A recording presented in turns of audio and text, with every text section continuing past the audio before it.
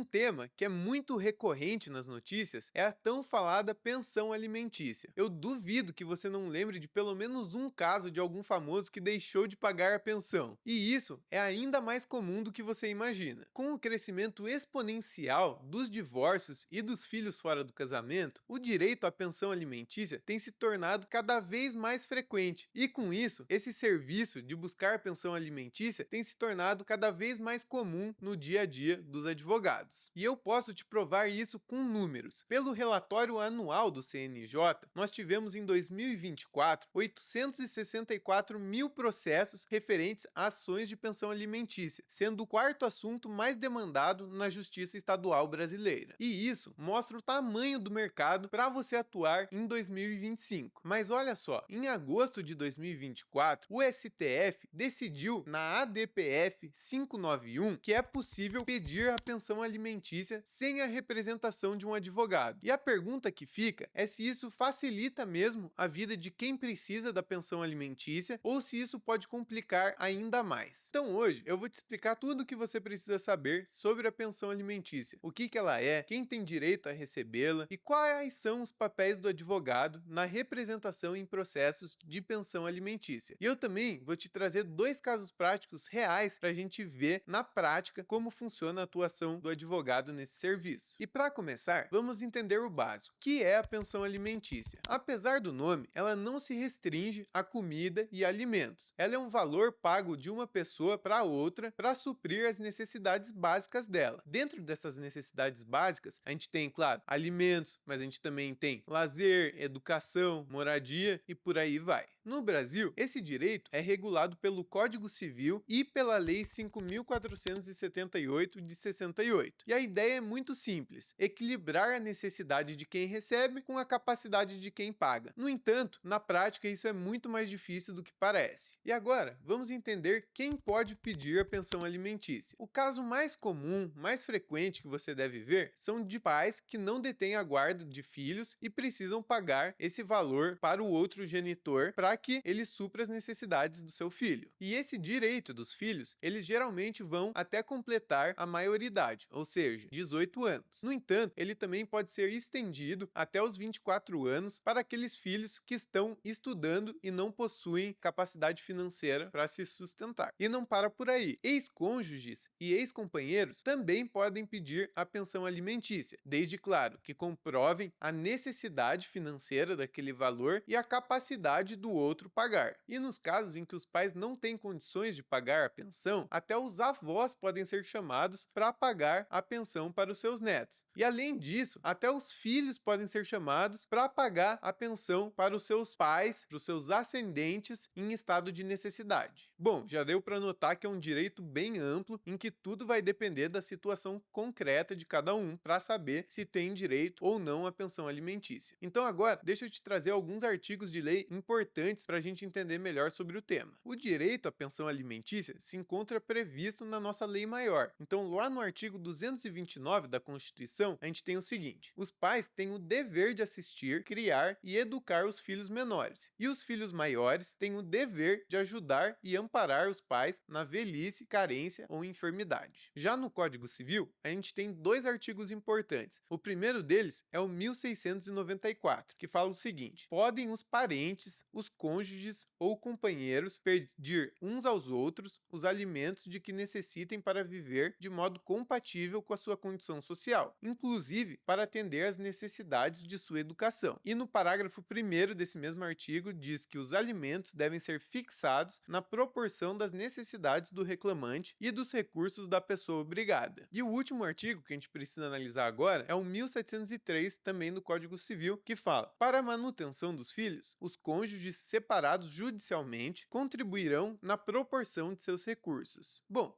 e onde que entra o advogado nisso? Até pouco tempo, todas as ações referentes à pensão alimentícia deveriam contar com a participação e representação de um advogado, porém agora, com a decisão do STF em 2024, aqueles que possuem direito a receber a pensão alimentícia, eles podem requerer judicialmente essa pensão sem ser obrigatória a representação e assistência de um advogado. Mas calma, isso não significa que os advogados são dispensáveis e não terão mais mercado para para atuar com pedidos de pensão alimentícia. A decisão do STF apenas possibilitou que os requerentes possam comparecer à audiência inicial sem a representação de um advogado, justamente para garantir o caráter essencial e emergencial do direito à pensão alimentícia. Para a prática dos demais atos processuais que não sejam a audiência inicial, a participação e representação de um advogado continuam obrigatórias por lei. Bom, e agora vamos entender as 4 principais formas que você, advogado, pode atuar dentro desse contexto de pensão alimentícia. A primeira maneira é representar o alimentando, ou seja, aquele que está pedindo o direito a receber a pensão alimentícia e buscar reconhecer o seu direito a receber aquele valor. Aqui você vai precisar comprovar a necessidade do seu cliente e também a capacidade da parte contrária de pagar. A segunda opção é atuar representando o alimentante, ou seja, aquele que deveria pagar a pensão. Nesse caso, você pode representar ele para excluir a obrigação dele de pagar a pensão, ou também você pode tentar reduzir o valor. Nesse caso, tem diversas formas que você pode atuar. Você pode tentar comprovar a desnecessidade de um valor tão alto, ou também você pode provar que o alimentando não tem direito àquela pensão. Já os outros 2 casos, eles dizem respeito à execução da pensão, ou seja, quando o alimentante, obrigado a pagar aquele valor, ele deixa de pagar. Aqui você pode atuar tanto representando o executante, que seria o alimentando, que tem direito a receber aquele valor, ou você também pode representar o alimentante, que seria quem deve pagar aquele valor e está sendo executado. No caso de representar o alimentando, você deve executar o alimentante para que ele pague aqueles valores, podendo ali pleitear o bloqueio de seus bens ou até a prisão civil, que é cabível em certos casos. Já no caso de representar o alimentante, o executado, você pode tentar negociar os valores devidos por ele, fazer algum parcelamento ou algo que a outra parte concorde. Você também pode tentar diminuir o valor da pensão alimentícia estabelecida e também defender para que ele não sofra as consequências de uma execução, evite que ele seja preso ou que tenha os seus bens penhorados. Agora, vamos ver 2 casos reais em que tivemos alguma dessas situações. O primeiro deles aconteceu em Brasília, em que o casal que tinha um filho se divorciou. No divórcio, foi determinada a guarda compartilhada dessa filha e a mãe requereu o pagamento de pensão para a filha por parte do pai do genitor. Em primeira instância, o juiz concedeu o direito à pensão, fixando um percentual de 20% sobre o salário do genitor, do pai. Então, considerando o salário de R$ 8.176,73, gerou uma pensão alimentícia mensal de R$ 1.635,35. No entanto, o pai alimentante ele não concordou com esse valor, porque não foi considerada a capacidade da mãe de também arcar com as despesas da filha. E com isso, ele, em conjunto com seu advogado, recorreram dessa decisão buscando diminuir o valor estabelecido da pensão alimentícia. E ele obteve sucesso.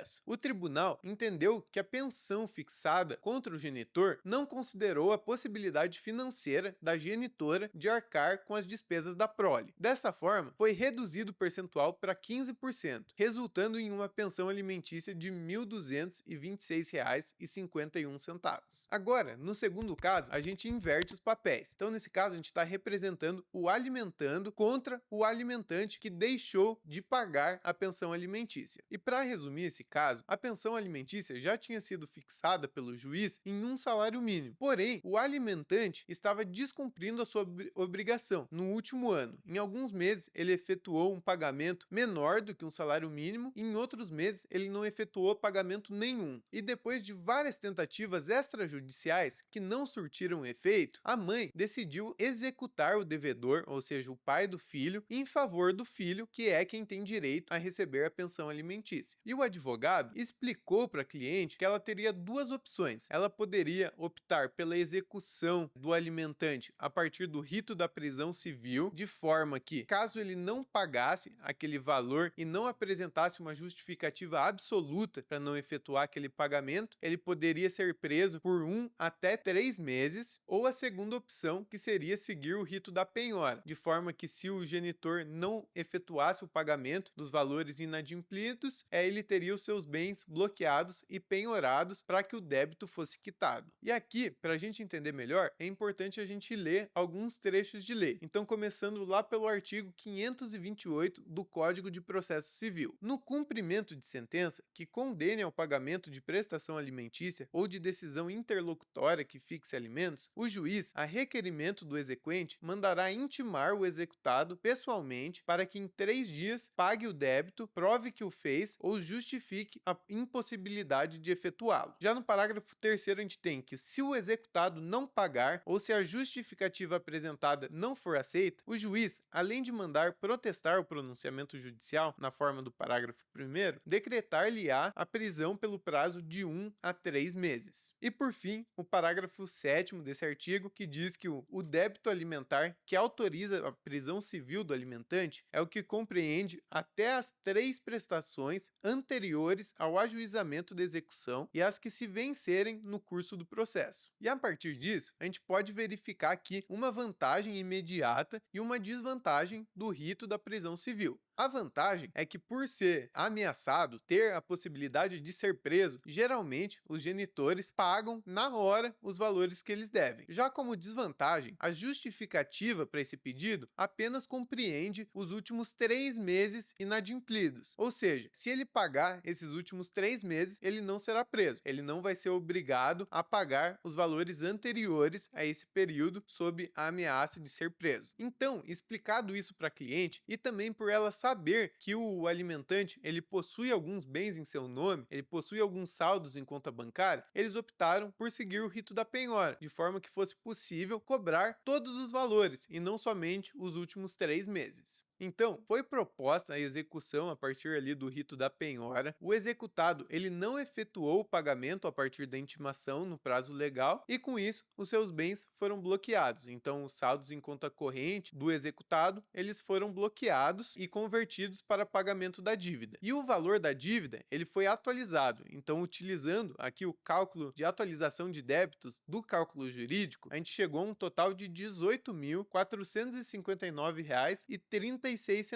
acrescendo o débito inicial de atualização monetária e também de multa. Bom, e se você nunca atuou com a pensão alimentícia, você pode estar se perguntando quanto cobrar e como cobrar os honorários para esse tipo de ação. Então eu vou te trazer alguns dados aqui. A partir da tabela da OAB de São Paulo, a gente tem um valor mínimo de R$ 2.619,85 para a ação de alimentos e de R$ 2.381,69 para a execução de alimentos. Já para o divórcio judicial acumulado com alimentos, esse valor vai para R$ 7.145,07 no consensual e no litigioso esse valor sobe para R$ 11.114,54. Bom, e agora que a gente já tem uma noção ali dos valores, deixa eu te mostrar como foi cobrado os honorários nesses 2 casos que a gente viu aqui juntos. No primeiro deles, foi cobrado um valor inicial de R$ 10.000, parcelado em 10 vezes para representação no divórcio e mais um adicional de R$ 2.000 pela revisão de alimentos. E além disso, o contrato também estipulou um percentual de 20% sobre o êxito econômico, que aqui seria considerado durante 1 ano o valor reduzido da pensão alimentícia. Então a economia que esse cliente teve no período de 1 ano. E isso totalizou R$ 16.906,08 em honorários. Já no segundo caso, a gente teve R$ 1.500 em honorários iniciais, 20% sobre o valor total executado, bem como os 10% de honorários sucumbenciais. Isso tudo totalizou R$ 7.037,81. Então, para finalizar com chave de ouro, deixa eu te apontar os erros mais comuns cometidos por advogados que atuam com pensão alimentícia para você ficar esperto e evitar. O primeiro deles é fundamentar o pedido da prisão civil com pensões que não foram pagas há mais de 3 meses. Você precisa lembrar que a prisão civil é uma medida extremamente extraordinária. Ela é pautada na absoluta necessidade do alimentando de receber aqueles valores para sua subsistência. Então, se passou 3 meses, não é mais cabível o pedido da prisão civil e você deve seguir o rito da penhora. O segundo erro, muito comum, é em relação ao prazo de prescrição da pensão alimentícia. Nos casos em que a pensão é devida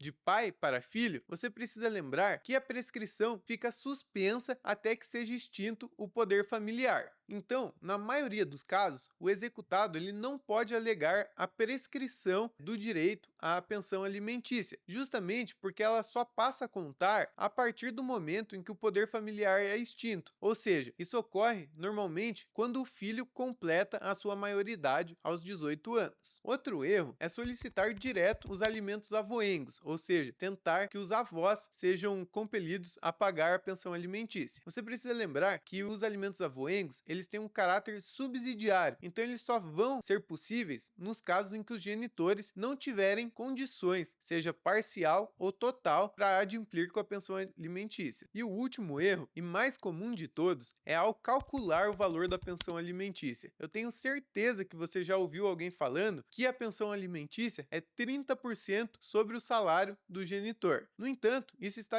completamente incorreto. O juiz vai definir o percentual ou o valor baseado ali no salário mínimo de acordo com cada caso. Não existe um percentual fixo de 30%. Para que o juiz ache o valor correto dessa pensão, ele vai precisar buscar responder diversas questões importantes que vão influenciar nesse valor. Então a gente tem perguntas como: com quem os alimentandos moram, quantas pessoas moram na casa, quais que são as despesas, se essas despesas são essenciais ou não. Então tudo isso tem que ser analisado caso a caso para que você ache o valor correto da pensão alimentícia. Então, para a gente retomar o que a gente viu por aqui hoje, ficou claro um mercado gigantesco para atuar com pensão alimentícia no Brasil. Mercado esse que tende só a aumentar nos próximos anos. Além disso, a partir dos dois casos práticos que a gente viu aqui juntos, ficou claro o papel essencial que o advogado desempenha para garantir os direitos do alimentando e do alimentante, e que não há uma receita de bolo ao atuar com pensão alimentícia. Você, advogado, precisa analisar caso a caso para entender particularidades do seu cliente e como você pode atuar para garantir o direito dele. Então é isso. Se ficou alguma dúvida, me conta aqui nos comentários e não se esqueça de se inscrever no canal e curtir esse vídeo. Até!